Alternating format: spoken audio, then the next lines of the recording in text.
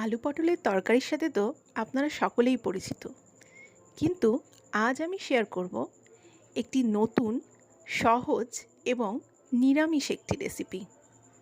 চলুন তাহলে শুরু করা যাক। আলু আর পটলটিকে ছোট ছোট করে টুকরো করে কেটে নিয়ে ভালোভাবে ধুয়ে নিয়েছি।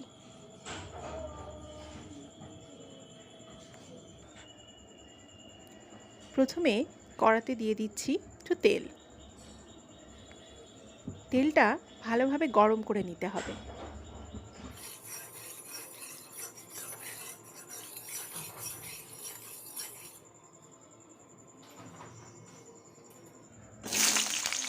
তারপর এতে আলু আর পটলটা দিয়ে সাথে পরিমাণ মতো নুন এবং হলুদ দিয়ে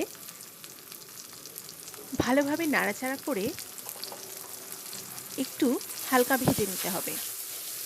তারপর এটি খানিকক্ষণ ঢাকা দিয়ে রাখতে হবে।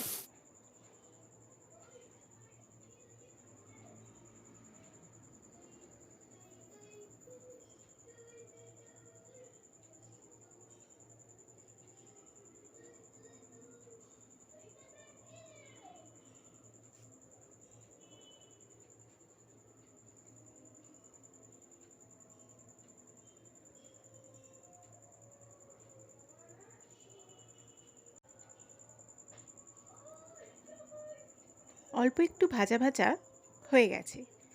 এবার আমি এতে অ্যাড করব আদা এবং কাঁচা লঙ্কা বাটা।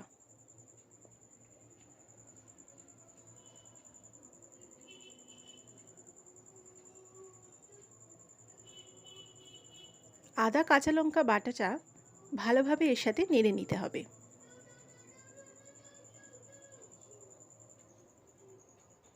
এরপর আমি দিয়ে দেবো অল্প একটু জল।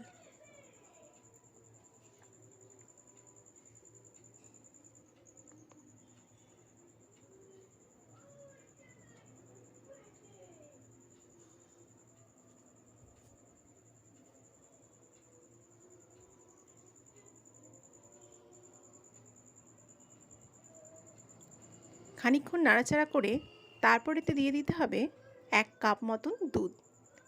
দুধ দেওয়ার সময় অবশ্যই মনে রাখতে হবে দুধটা যেন ফ্রিজের ঠান্ডা দুধ কিংবা ফোটানো গরম দুধ না হয়।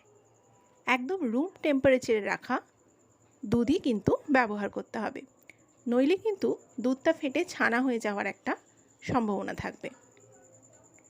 দুধ দিয়ে খানিকক্ষণ নাড়াচাড়া করার পর আবার বেশ কিছুক্ষণের জন্য ঢাকা দিয়ে রাখতে হবে, যাতে আলু আর পটলটা ভালোভাবে সেদ্ধ হয়ে যায়।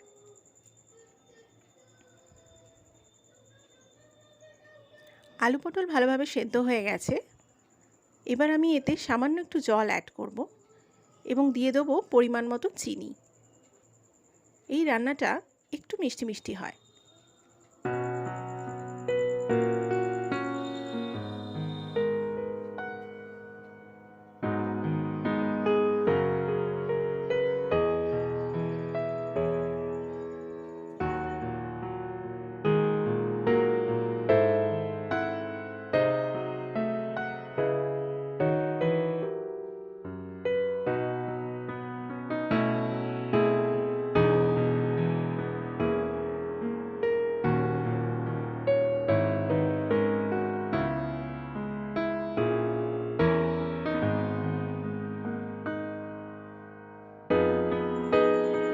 রান্নাটা মোটামুটি রেডি হয়ে গেছে।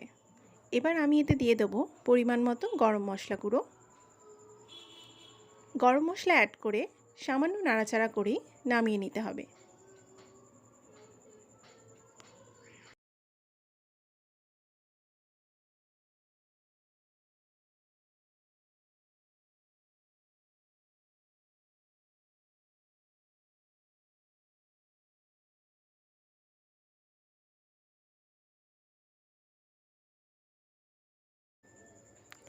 তৈরি হয়ে গেছে ভিন্ন স্বাদের নিরামিষ একটি আলু পটলের রেসিপি।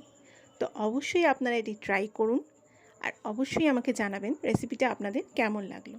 আর ভালো লাগলে অবশ্যই একটি লাইক করবেন।